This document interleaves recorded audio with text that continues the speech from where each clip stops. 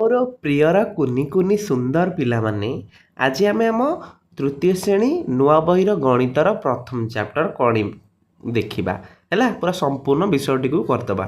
ତାହେଲେ ପ୍ରଥମେ ଦେଇଛି ନାମରେ କ'ଣ ଅଛି। ପିଲାମାନେ, ଅନେକ ଦିନ ପୂର୍ବେ ସାଗର ଗାଁରେ ଏକ ପରିବାର ରହୁଥିଲେ। ଗାଁର ନାଁ ହେଲା ସାଗର। ସେମାନଙ୍କ ବୃତ୍ତି ହେଲା ଗୋପାଳନ, ମାନେ ଗାଈ ଗୋରୁ ଚଳେଇବା। ଛୁଟି ଦିନରେ ଦେବ ଏବଂ ଦୀପା ଗାଈମାନଙ୍କୁ ଚରାଇବା ପାଇଁ ବାହାରକୁ ନେଇ ଯାଉଥିଲେ। ସେମାନେ ଗାଈମାନଙ୍କ ସହ ବିଳମ୍ବିତ ସନ୍ଧ୍ୟାରେ ଫେରୁଥିଲେ। ସେମାନଙ୍କୁ ଗଣିବା ଜଣା ନଥିଲା। ତେଣୁ ଦିନେ ଦେବ କହିଲା, ଆମେ କେମିତି ଜାଣିବା ଯେ ଆମର ଗାଈ ହଜି ନାହାନ୍ତି ବୋଲି? ହେଲା, ସେମାନଙ୍କୁ କ'ଣ ଗଣିବା ଜଣା ନଥିଲା। ଦେବ ଏବଂ ଦୀପା କ'ଣ କରିପାରିବେ? ତାଙ୍କୁ ଗଣିବା ଜଣା ନାହିଁ। ସେମାନଙ୍କର ବନ୍ଧୁ ସେମାନଙ୍କୁ ଏକ ଉପାୟ ବତାଇ କହିଲେ, ଯେତେବେଳେ ତୁମେ ଗାଈମାନଙ୍କ ସହ ବାହାରକୁ ଯାଉଛ, ସେତେବେଳେ ଫାଟକରୁ ଛାଡ଼ୁଥିବା ପ୍ରତ୍ୟେକ ଗାଈମାନଙ୍କ ପାଇଁ କାନ୍ଥରେ ଗୋଟିଏ ଲେଖାଏଁ ଆମେ ଗାର ଟାଣିଦେବା। ହେଲା, ଏଇଠି ଦେଖ କାନ୍ଥରେ ସେ ଗାର ଟାଣୁଛନ୍ତି। ଗୋଟେ ଗାଈ ଗଲା, ଗୋଟେ ଗାର ଟାଣିବା ପରେ ଯେତେବେଳେ ତୁମେ ଗାଈମାନଙ୍କୁ ପ୍ରବେଶ କରେଇବ, ସେଇଥିରେ ଗୋଟେ ଗୋଟେ ଛକି ଚିହ୍ନ ଦେବା। ଆମେ ଜାଣିପାରିବା ଯେ କେତୋଟି ଗାଈ ଯାଇଛି ଆଉ କେତୋଟି ଗାଈ ଫେରିଛି। କିଛି ବର୍ଷ ପରେ ସେମାନଙ୍କ ପାଖରେ ବହୁତ ଗୁଡ଼ିଏ ଗାଈ ହେଇଗଲେ। ଦିନେ ଘରୁ ବାହାରିବା ବେଳେ ସେମାନଙ୍କ କାନ୍ଥରେ ଅନେକ ଗାର ଥିଲା। ଏଠି ପିଲାମାନେ ଗାର କେତୋଟି ଗଣିଲ? ଦେଖ 1 2 3 4 5 ମାନେ 5। ଯଦି ଏଠି ଆମର 5, ତାହେଲେ ସବୁଠି ଦେଖ 5, ଏଠି 5, ଏଠି 5, ଏଠି ମଧ୍ୟ 5, ଏଠି 5, ଏଠି 5, ଏଠି 5, ଏଠି 5, ଏଠି 5, ଏଠି କିନ୍ତୁ 2।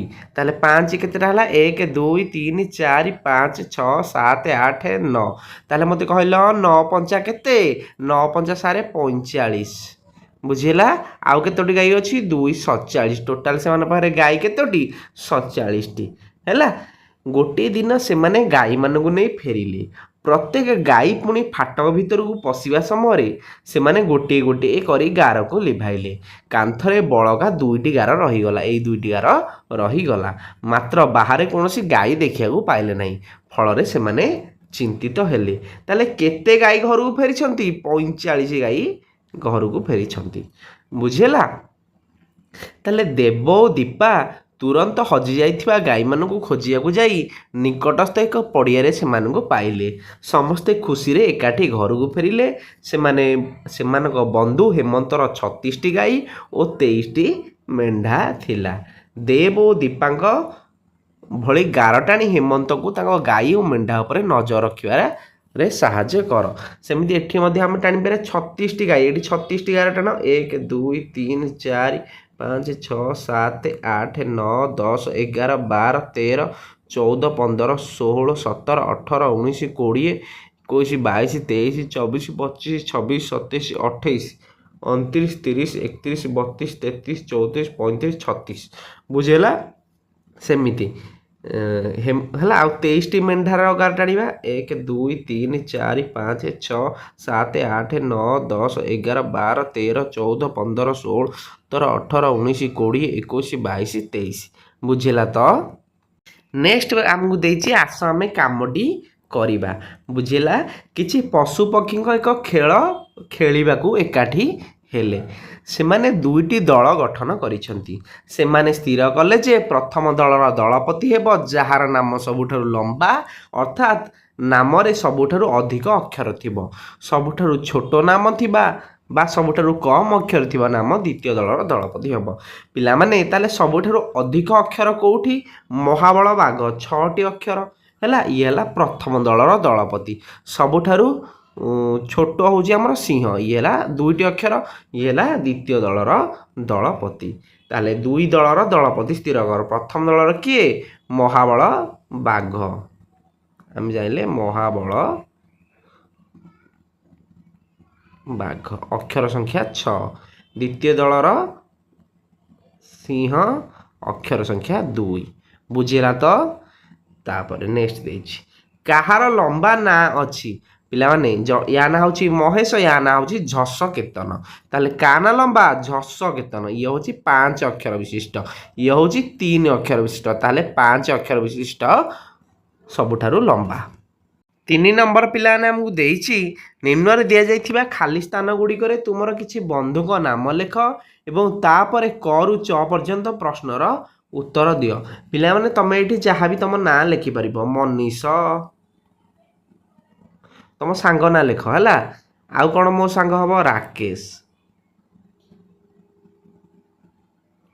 ବୁଝିଲା।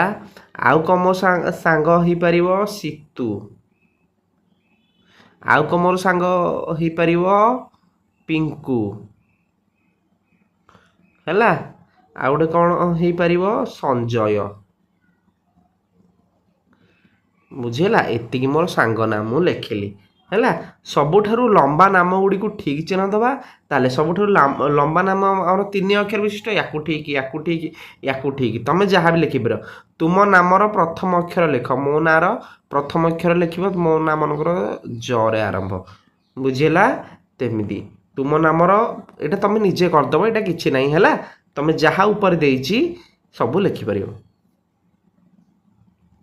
ଏମିତି। ତାପରେ ଚରେ ଦେଇଛି କୌଣସି ନାମରେ ପ୍ରଥମ ଅକ୍ଷର ହୋଇନଥିବା ହେଲା। ଏଇ ଯେଉଁ ଆମେ ନାଁ ଲେଖିଛେ ତାର ପ୍ରଥମ ଅକ୍ଷର ନ ହୋଇଥିବା 10ଟି ଆମେ ଅକ୍ଷର ଲେଖିବା। ମନେକର ଆମେ ଜରେ ଗୋଟେ ନାଁ କରିଛେ, ବୁଝିଲେ। ଆମର ଜଗନ କରିଛେ, ଉପରେ ଜଗନ ଲେଖିଛେ ଗୋଟେ ସାଙ୍ଗ ନାଁ, ତାହେଲେ ଜ ଲେଖିବାନି। ଅରେ କା ନାଁ ନାହିଁ, ଆରେ କା ନାଁ ନାହିଁ, ହସେଇ ଦିଗରେ କା ନାଁ ନାହିଁ, ଏମିତି 10ଟି ଅକ୍ଷର ଲେଖିବା।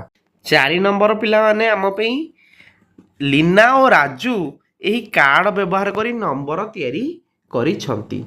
ତାହେଲେ ପିଲା ଏଇଠି ସବୁ ନମ୍ବର ଲେଖା ହେଇଛି। ଲିନା ନିଜ ରୋଲ ନମ୍ବର 43କୁ ଏମିତି ତିଆରି କରିଛି।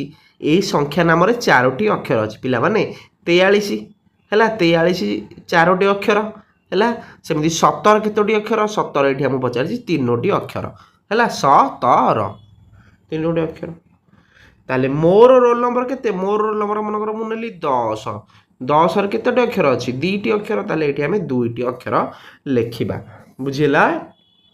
ନେକ୍ସଟ, ଲିନା ଓ ରାଜୁ 56 ନମ୍ବର ରଖିଥିଲେ। ଏଥିରେ 3ଟି ଅକ୍ଷର ଅଛି। 56ରେ 3ଟି ଅକ୍ଷର ହେଲା। ସେମିତି 1ରୁ 99 ମଧ୍ୟରେ ଅନ୍ୟ ସଂଖ୍ୟା ଲେଖ ଯେଉଁଥିରେ 3ଟି ଅକ୍ଷର ଅଛି। ଆମେ କେତେ ଲେଖିପାରିବା?